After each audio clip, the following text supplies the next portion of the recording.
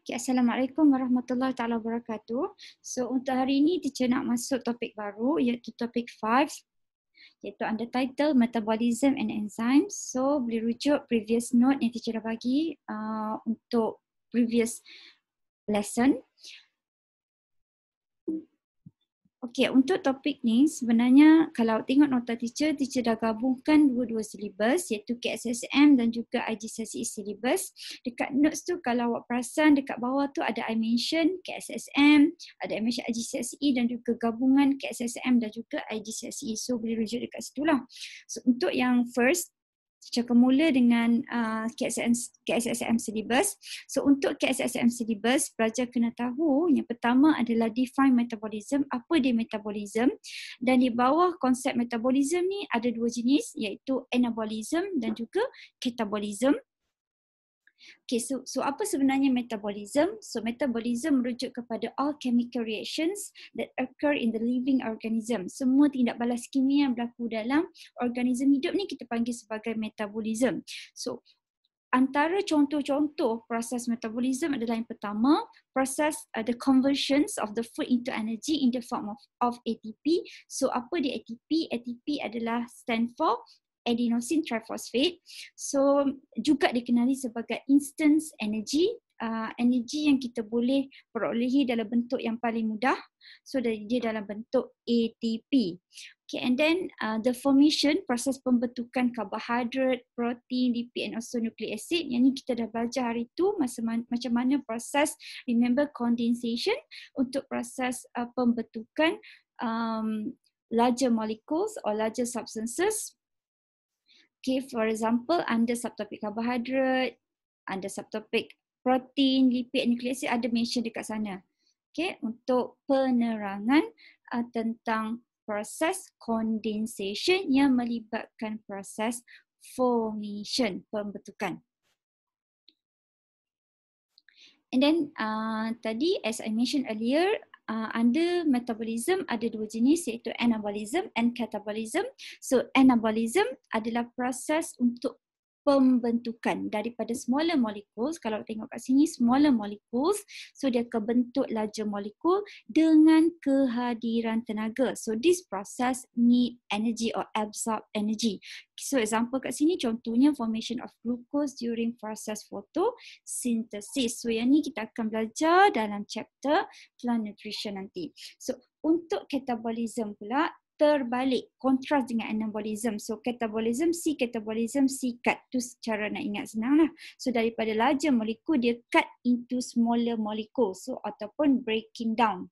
So this process will release energy. Kalau tadi need energy, so now dia release energy. For example, the process of breakdown glucose during cellular respiration in order to generate energy. Okay, ini pula kita akan masuk kepada IGCSE. Apa yang pelajar perlu tahu dalam syllabus IGCSE? So kita under MARA, kita kena tahu dua-dua bahagian core and also supplement. Di bahagian core, pelajar kena tahu term catalyst. Okay, apa sebenarnya dia catalyst? Kat sini ada yang teacher warnakan tulisan dengan color biru ni ada the definition of the catalyst. So catalyst ni apa? Dia adalah a substance that increase the rate of chemical reaction, one. And then the second point, dia does not change by the reaction. Dia tidak berubah. Dan kaitkan catalyst ni dengan enzim. So enzim ni adalah sejenis catalyst, dia adalah biological catalyst dan most of the enzymes adalah sejenis protein. Okay.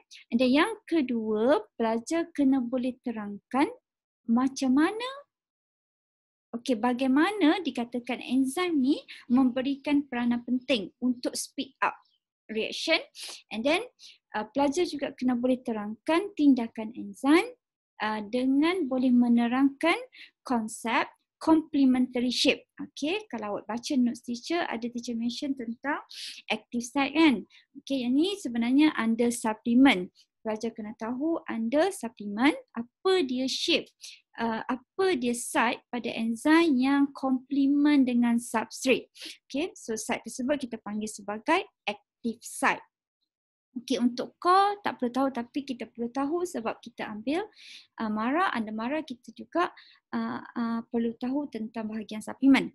Okey, and then di bawah IGCSE pelajar kena tahu dua factors. Okay, two factors yang akan affect enzyme activity, which are the temperature and also the pH. Okay, so kita move on kepada bahagian suplemen. So untuk bahagian suplemen, pelajar kena tahu apakah term-term yang terlibat dalam enzymatic reaction. So yang pertama, active site. So apa dia active site, and then apa dia enzyme substrate complex, apa dia substrate dan apa dia produk. And then as I mentioned earlier, macam mana tindakan enzim ni boleh dikatakan spesifik sebab dia ada kaitan dengan complementary shape and fit to the active site. Okay, with the specific substrate. And then the next one, the effect of changes in temperature. So untuk suplemen pelajar kena tahu in detail, which means pelajar kena boleh kaitkan tentang konsep perubahan temperature ni terhadap kinetic energy, shape and fits, and also frequency of effective collisions and also konsep denaturation. Semua ni term-term baru, banyak term baru yang awak akan jumpa dalam chapter enzyme. Dan di bawah the effect of pH pula, pelajar kena tahu apa kesan pH terhadap enzyme activity dari segi shape dia and also konsep denaturation. Apa kesan pH-nya terhadap denaturations of the enzyme. So ini adalah a broad view tentang chapter enzyme di bawah syllabus IGCSE. Okey, sambungan bagi KSSM pula. Yang ni tidak ada dalam IG tapi ada dalam KSSM. So first, pelajar kena tahu, kena boleh terangkan kenapa enzim ada akhiran ASE kat belakang dan kenapa ada certain enzim tidak ada akhiran ASE. Contohnya trypsin. Okay, yang ada akhiran ASE, lipase. Okay, kenapa ada dua jenis name berbeza? Okay, yang kedua, the characteristic of enzyme, the general properties. Okay, apa dia characteristics of enzyme. And then pelajar kena tahu bahawa enzim ni ada dua jenis. Okay, iaitu intracellular enzymes and also extracellular enzyme. So macam mana proses penghasilan extracellular enzyme, itu juga pelajar perlu tahu dalam syllabus KSSM. And then untuk syllabus KSSM juga pelajar kena tahu satu term yang kita panggil sebagai the lock and key hypothesis untuk kita terangkan konsep mechanism of enzyme. So pelajar kena tahu apa dia perkaitan enzyme reaction dengan konsep lock and key. Okay, kemudian pelajar juga kena tahu tentang, kena boleh interpret graph yang berkaitan dengan energy untuk kita kaitkan dengan mechanism of enzyme. So 5.2.9 ni insya-Allah kita akan buat dekat maktab nanti selepas PKP berakhir, iaitu kita akan buat eksperimen yang berkaitan dengan the effect of temperature and pH terhadap dua enzim sama ada enzim amylase atau pepsin. Kita tengoklah nanti kat maktab. And then correlate the mechanism of enzyme. Okay, untuk syllabus KSSM pelajar kena tahu dua lagi factors selain daripada pH and temperature yang dalam IGCSE. Pelajar juga kena tahu dua lagi factors iaitu the substrate concentration and also enzyme concentration. Apa kesan dua factors ni terhadap mechanism of enzyme reaction. So at the end, pelajar kena boleh terangkan the example of application of enzyme in daily life. So dia berbeza sedikit. Application, jenis-jenis application yang pelajar perlu tahu daripada kedua-dua syllabus KSSM dan juga IGCSE. So untuk slide ini, items yang ada pada slide ini bermula daripada 5.2.3 dan sampai yang akhir sekali itu 5.3.1. Teacher akan terangkan dalam rakaman yang kedua. So kita mula dengan the term of enzyme. So enzyme ni apa? Dia adalah organic catalyst or biological catalyst that speed up reaction, and at the end of the reaction, enzyme does not change. So kalau awak tengok kat sini, yang color biru muda ni adalah enzyme. So this is substrate, nampak ya? Term yang kedua yang awak akan jumpa adalah substrate. Dan pada enzyme ni ada active site. Kalau awak tengok active site of the enzyme ni mesti complement, mesti fit dengan substrate. So that's why tindakan enzyme adalah very specific kepada substrate tertentu. So once substrate bind, ingat ya, substrate yang akan bind kepada active site of the enzyme.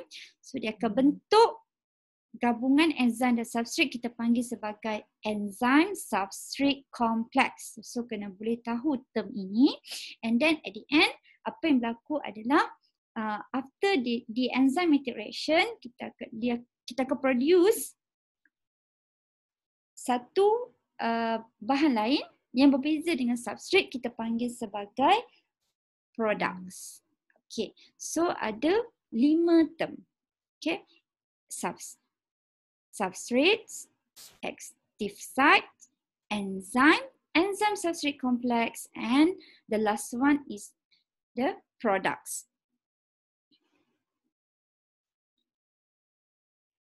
Alright, ini under KSSM dan juga IGCSE pun ada mention sedikit tentang konsep lock and key. So the lock and key hypothesis ada merujuk kepada a specific combination.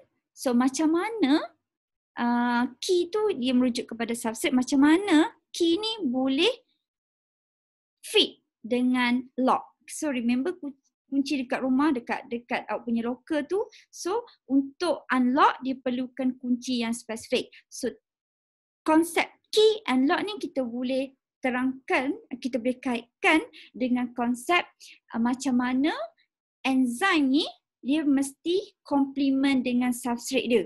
So baru boleh ada reaction. So kalau tengok gambar kat sini ya. So this is the substrate. The substrate must be fit. The shape of the substrate must be fit with the active site of the enzyme so then the reaction can happen. Okay, ini teacher dah terangkan tadi. Okay, kita nak masuk tentang the concept of activation energy. So kalau tengok graf ni, so untuk konsep activation energy kena boleh baca graf ni. So part CY sekarang adalah energy system. Okay, berapa jumlah tenaga diperlukan. Okay, and then untuk dia convert reactant kepada products. Okay, jadi kalau awak tengok sekarang yang biru muda ni adalah jumlah tenaga yang diperlukan sekiranya enzim ni tidak ada. So jumlah tenaga yang diperlukan adalah tinggi. So kita panggil activation energy dia tu lagi tinggi.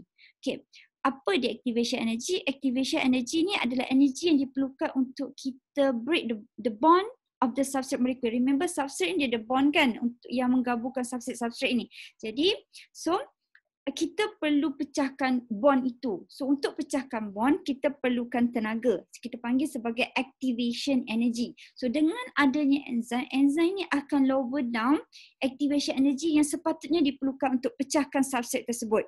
Jadi substrate tersebut dapat ditukarkan kepada produk dengan hanya menggunakan tenaga yang kurang sekiranya enzim itu ada. Itu yang dimaksudkan dengan activation energy dan perkaitannya dengan enzymatic reaction. Nampak ya? The enzymes lowers the energy needed for the reaction and thus the reaction is then much more likely to take place.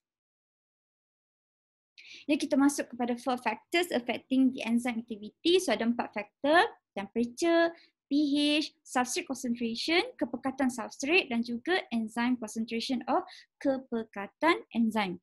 So dia mula dengan temperature sebab temperature ni gabungan dua-dua, ada dalam KSM pun ada, dalam IGCSE pun ada.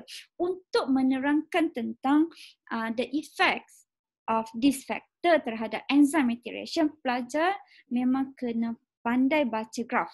Okay. Contohnya untuk the effect temperature, ni graf dia. So kalau tengok, teacher bagikan graf ni kepada 3 bahagian. Okay. Fasa pertama, fasa kedua dan fasa ketiga. So teacher mula dengan fasa pertama. So fasa pertama ni kalau tengok temperature dia low. Okay, 10 degree Celsius, 30 degree Celsius and up to 30 degree Celsius. So kita panggil at low temperature. So at low temperature, enzyme is inactive. Itu penerangan yang pertama. So, bila enzyme inaktif, kaitkan pula dengan the rate of reaction. The rate of reaction is low. Okay, as the temperature increases, okay, semakin meningkat temperature ni, the kinetic energy of the substrate molecules and enzyme also increases. Okay, remember kinetic energy? So, disebabkan oleh peningkatan kinetic energy dah yang akan meningkatkan collision, pelanggaran antara substrate molekul dengan enzim molekul.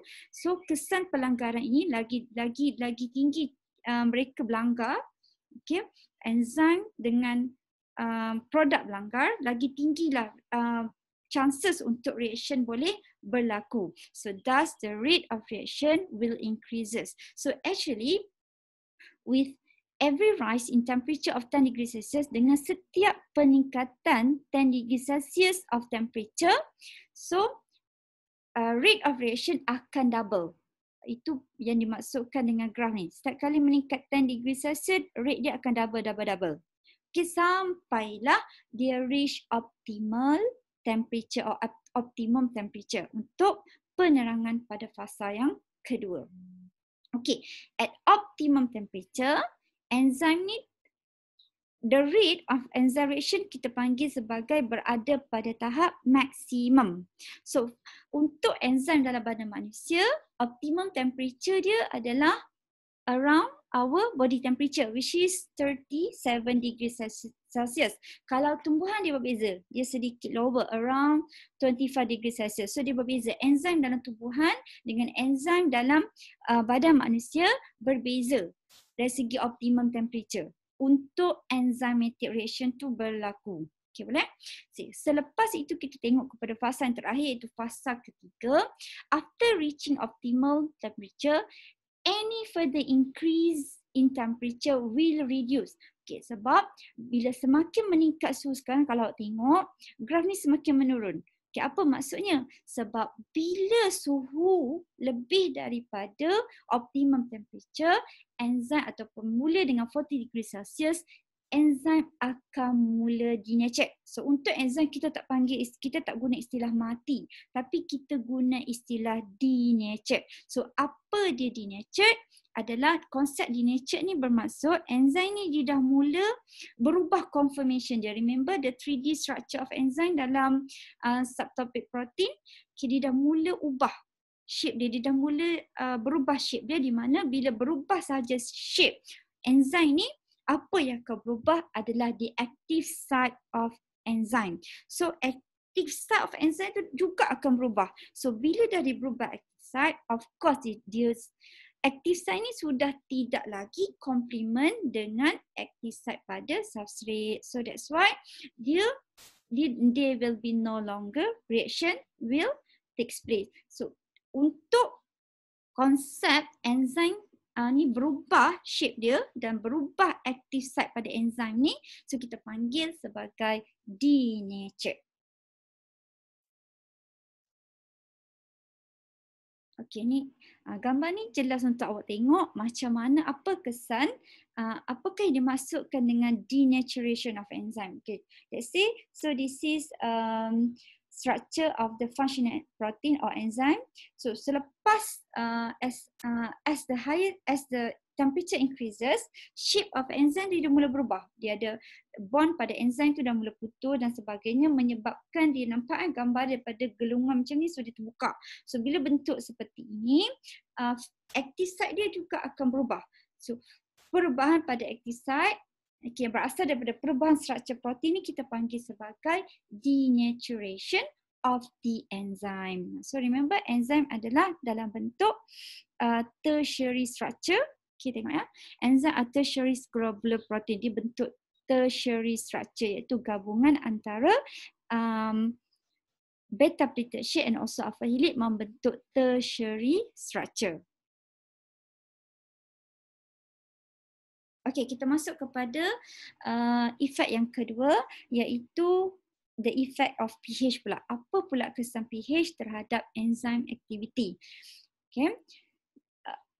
Generally, all enzymes react most effectively at their optimal pH. So enzyme ni dia ada optimum pH mereka tersendiri. Okay. But most enzymes are active between range pH 6 to 8. Kebanyakan enzim ni pada pH ni, tapi berbeza mengikut jenis enzim.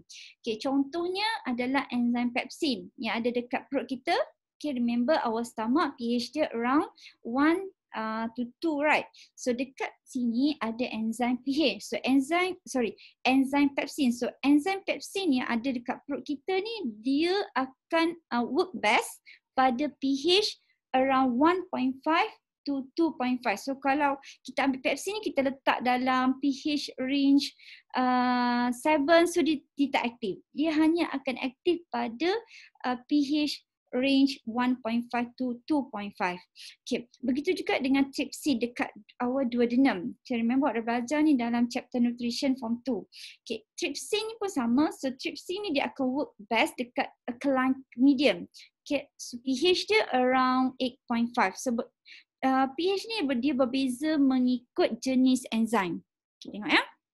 Changing of the acid or base condition around the enzyme molecule will affect dia punya 3D shape of the enzyme dan will lead to denaturation of enzyme. Lebih kurang konsep temperature tadi juga. So, ada berkaitan dengan konsep denaturation of enzyme. Okay, the change in pH value changes the charge of ion, hydrogen of the active site of the enzyme. So dekat enzyme ni dia ada bond, ada bonding, okay, and then as the result, the enzyme substrate complex cannot be formed. Sebab bila perubahan pada shape of the enzyme, so the active site dia berubah, so there will be no reaction. Dia dah mula tak complement dengan substrate.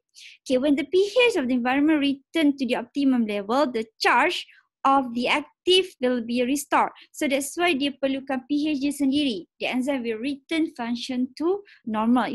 Ini adalah kesan pH kepada active site of the enzyme. So dia merubah charge pada active site of enzyme. So untuk konsep pH, you all kena boleh kaitkan tentang konsep charge tu. The extreme changes in pH value will break down. Tapi kalau perubahan tu besar sangat, dia akan break down terus the structure chemistry bond. And then dia akan merubah the active site of the enzyme. Alright, kita nak masuk untuk syllabus KSSM saja, iaitu tentang effect of substrate concentration. So tengok Pak CX sekarang, substrate concentration. So semakin ke kanan sekarang ada semakin tinggi concentration of substrate. So tengok ya, of course semakin banyak substrate, semakin tinggilah enzyme reaction kan. Okay, tetapi at certain level, okay, dia jadi stop. Okay, dia jadi rate of reaction tu become zero. Okay, kenapa become zero dekat kalau tengok fasa Pak CY ni yang number 10 ni, kalau tengok yang label number 2 ni. Okay, at the maximum level, the reaction rate continue to increase until it reach maximum level. So ini kita panggil sebagai maximum level. So selepas pada pada tahap ni, rate of reaction dia become constant. Kenapa dia jadi constant? Itu yang pelajar kena boleh terangkan. So dekat sini sebenarnya kalau substrate concentration, kenapa walaupun kita banyakkan substrate, kita bagi lagi banyak substrate, contohnya kalau okay, untuk maltose, kita enzimnya adalah maltase. So kita tambah banyak maltose, tapi kenapa reaction tu tidak bertambah? Okay, sebenarnya pada waktu ini quantity of enzyme or the concentration of enzyme tu akan menjadi limiting factor. So maksudnya katakanlah kita ada 10 ni, katakanlah ya, kita ada 10 maltase, and then kita bagi 100 maltose, semua tak active site dia. Okay, dah tak muat kan? So jadi macam mana kita nak increasekan lagi reaction ini? So of course kita perlu tambahkan lagi enzim. So enzim ni sekarang akan menjadi limiting factor. So tengok ayat terakhir. After reaching the maximum level, all active site of enzyme are saturated with the substrate that involved and that are involved in catalytic reaction. Dia punya active site tu dah tepu dah dengan substrate. So macam mana nak meningkatkan balik reaction ni adalah dengan cara kita meningkatkan enzyme concentration. Sebab apa? Enzyme adalah limiting factor. So untuk substrate concentration ni awak kena tengok apa di limiting factor dia. So limiting factor dia adalah enzyme concentration. So now we move on kepada enzyme concentration pula. Okay, sekarang ni part C, X dia adalah enzyme concentration. Semakin ke kanan, semakin banyak enzim. Okay, manakala part C adalah the rate of reaction. Macam konsep substrate concentration tadi juga. Kita tengok ya, when the concentration of enzyme increases, the rate of enzyme reaction will also increases. Sampai satu tahap, dia jadi constant. Okay. If the concentration of an enzyme in one reaction is double, the amount of substrate converted per unit also double. Ini konsep basic ya. Dia jadi double. Untuk kita tambah je enzim, reaction akan jadi double. Okay. Sampailah kepada maximum rate. Kalau tengok dekat maximum rate ni, the concentration, the rate of reaction become constant. So why? Sebab apa? Sebab sekarang substrate concentration adalah limiting factor. So dia terbalik. Okay, contohnya macam sekarang kita ada 100 pula maltase. So kita hanya bagi 10 maltose. So sekarang kita ada lebih active site kan, tapi dah substrate dah tak ada. So dia juga akan jadi constant. So macam mana kita nak meningkatkan lagi rate reaction adalah dengan tidak ada cara lain, kita tambahkan dengan substrate. Alright. So, test your understanding. Cuba jawab kat sini. So, apa dia enzim? So, enzim adalah protein in which they speed up the biochemical processes in living organism. So, the enzyme themselves are not changed in this reaction. That is, there are biological catalyst. So, kita panggil dia sebagai biological catalyst. So, enzyme are specific. So, masuk spesifik kat sini, enzim ni spesifik untuk substrate tertentu saja. So dia akan control only one type of reaction, melibatkan substrate tertentu saja. And then enzim ni juga adalah, konsep dia adalah bila high temperature or extreme pH, dia akan become denatured. Okay, that's all untuk penerangan bahagian fasa pertama. So teacher akan sambung penerangan slide teacher ni untuk rakaman yang kedua.